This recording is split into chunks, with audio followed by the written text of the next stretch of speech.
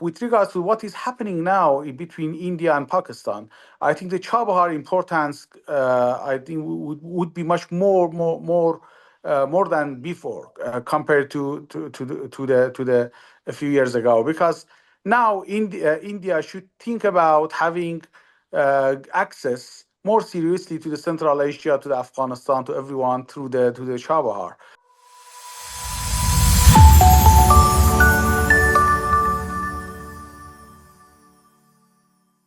Our very, very special guest today is Professor Seyed Emamian, very distinguished foreign policy academic and co-founder of the governance and policy think tank in Tehran, Iran. Thank you so much for joining us today, sir. It's a delight to speak with you again. My pleasure to be with you. Today, the reason why I wanted to have this, chat with you despite your hectic schedule is that your foreign minister, Syed Abbas Arangchi, is in Delhi to, I think, co-chair the 20th IndoIran Joint Commission meeting. I just wanted your thoughts on that as to what we can expect from it and what is the significance, because I think this is the first time he's coming as for that particular dialogue. First of all, I would like to thank you for inviting me here.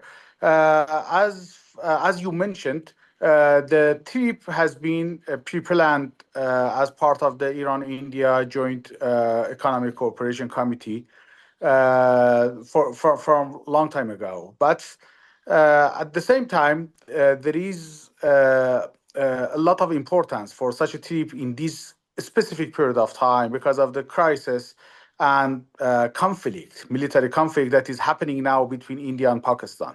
Iran thinks about both countries as very important countries in the region. So Iran is trying to show its goodwill and good office for bringing about a kind of the possibility for peaceful conflict resolution between two countries. While Iran has been always a victim of the terrorist attacks, and Iran feels the pain that Indians are feeling now, because just last year, imagine last year, several terrorist attacks happened inside Iran by the interference of the Israelis as the source of the insecurity and the terrorism in the region. Now, Iran could provide such a sympathy, very deep sympathy with the Indian people and government.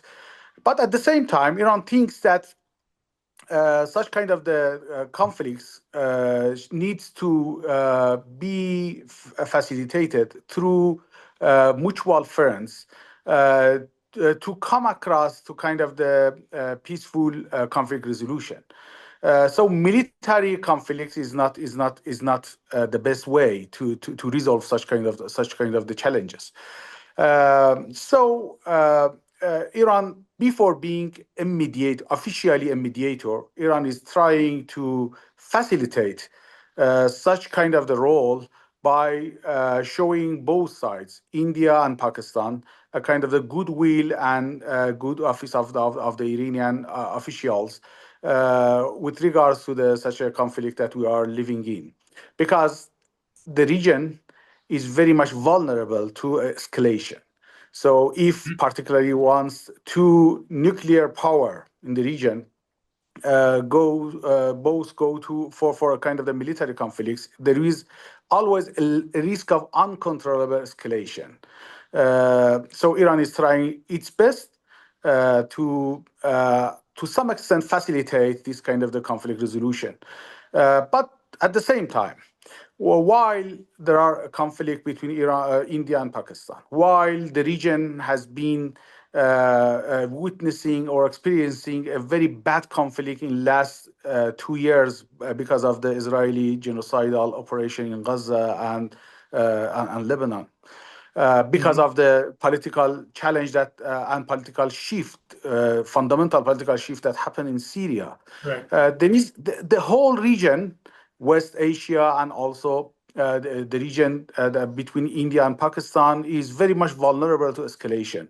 Iran is going to, with such kind of a trip, Iran is going to show that it is very keen to keep its civilizational important relationship, particularly from an economic point of view, with India alive and flourishing.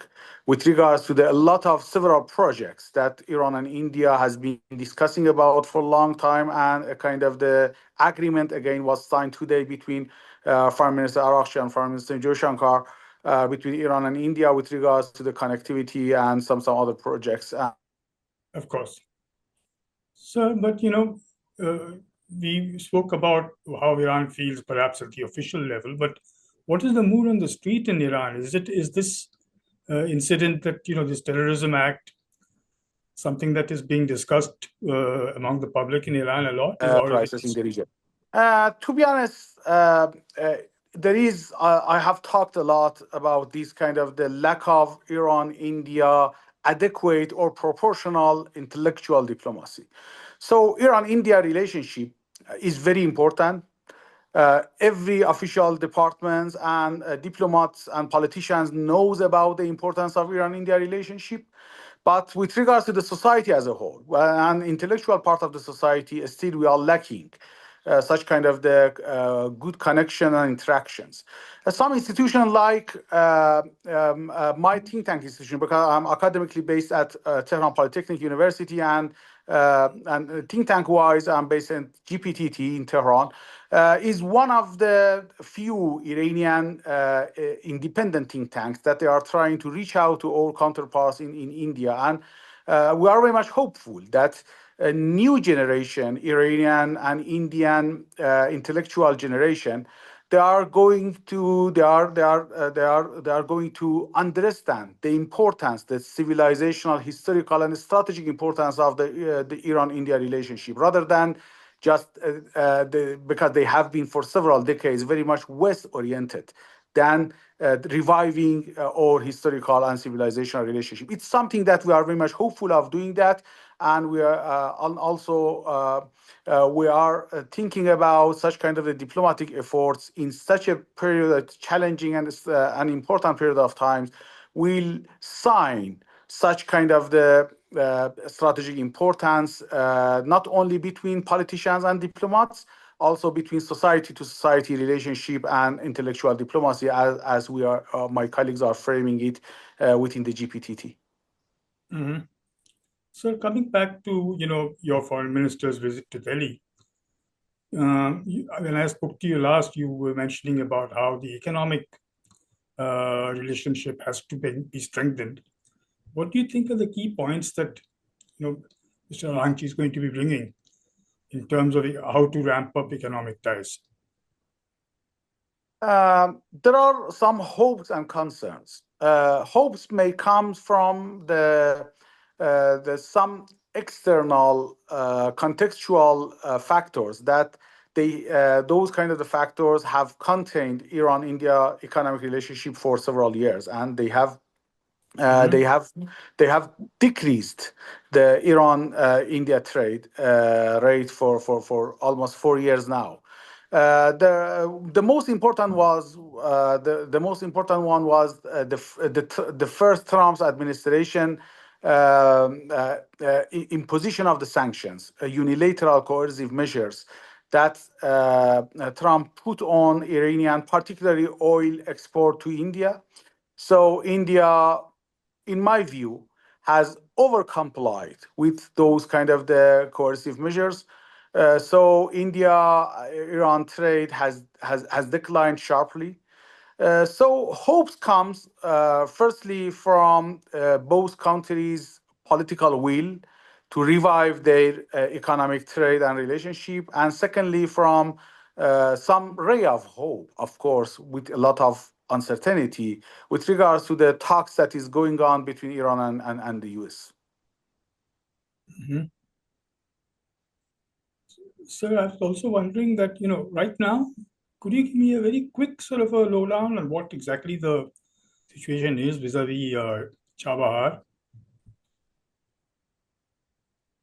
With regards to the Chabahar, I think it's. I'm not very much updated about what is happening now since the Trump's new administration put Chabahar project under review for the sanction relief.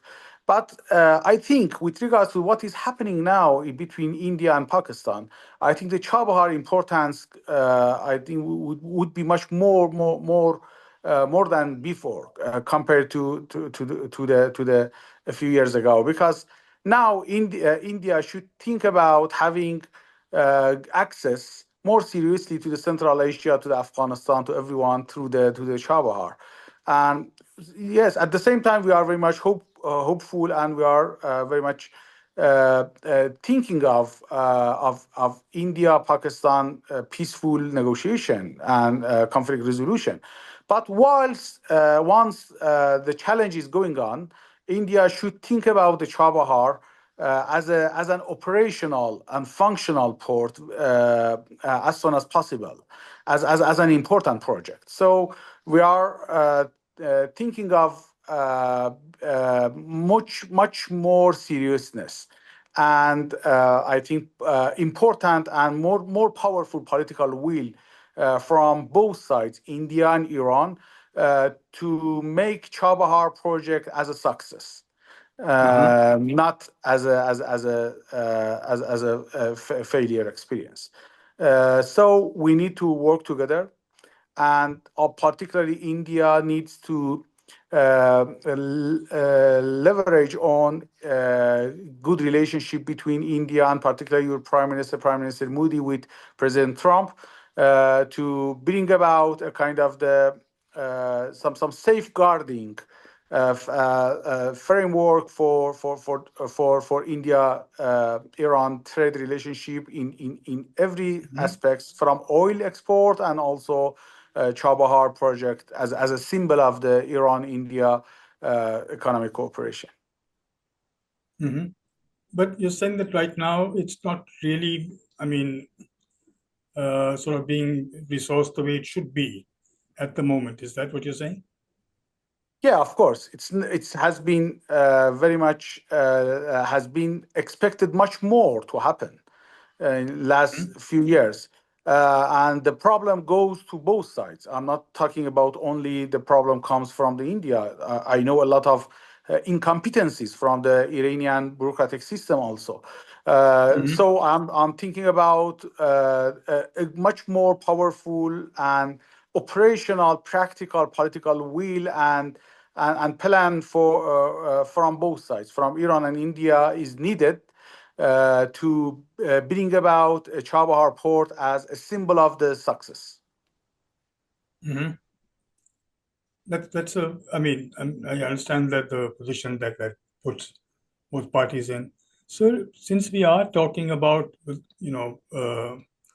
impact of, let's say, a third-party government, for want of a better word, the interference coming in from the United States, how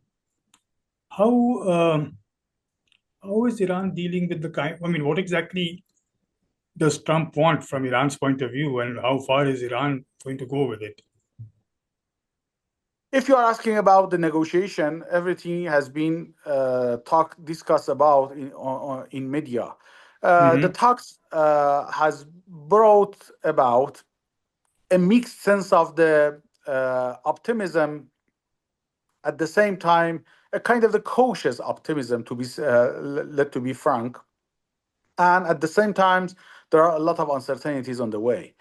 Some of them goes back to the Trump's personality and unpredictability. But a lot of uncertainties goes to the disruptive role that some third parties, like particularly Israelis, Benjamin Netanyahu himself, and also Israeli lobby and coalition within the Trump's administration could middle to those kind of the negotiations. So let's to be hopeful that Trump's could keep its goodwill and to be independent and to not to be affected or influenced by Israeli lobbies and Israelis' interests, and to keep committed to America first kind of the idea, rather than the we call it Israeli first idea of a specific part of his campaign, very hawkish warmongers, neocon part of his campaign. But there are some very important figures within Trump's team, like Steve Witkoff as a chief negotiator now, as a special envoy, that it seems that they are very much committed to America First idea, and they are going to talk frankly with the Iranian counterparts. Uh, and the last but not least goes to what extent Trump is going to be to some extent honest and integrated. The Trump's integrity is very important because Trump started the negotiation by the idea that the only things that I'm concerned about is Iranian nuclear military program. So Right. Iran has been very clear since then that if anyone is concerned about Iranian military or weaponization program, nuclear weaponization program, it would be a concern that we could negotiate on, we could agree upon. Because Iran has been outspoken when very clearly, publicly saying that the nuclear weapon is not part of the Iranian defense strategy. But if they are going to move beyond nuclear weaponization by talking about for example, Iranian civil nuclear program or some other issues, I think it would make a lot of problem and challenges in the way of the meaningful negotiation. So let's to be hopeful that Trump is going to keep committed to the America First idea and to keep integrated with regards to his first idea that the nuclear weaponization is the only concern that he's going to move Iran away from that.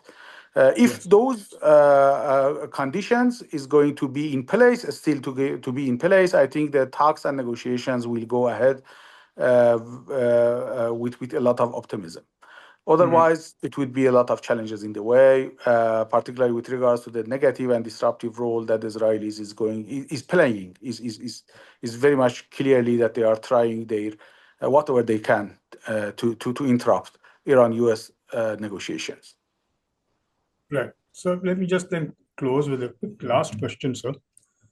If you were sort of, heading the delegation to India at this moment personally, I mean, I'm talking about it from a purely personal level.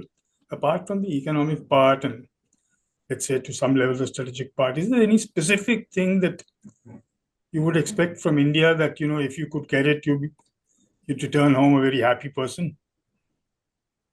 Of course, I think India has a lot of leverage to revive Iran-India trade in much more positive way. So let's to learn a bit from the experience that India had in last few years with regards to the sanctions that imposed on by Europeans and Americans on Russia.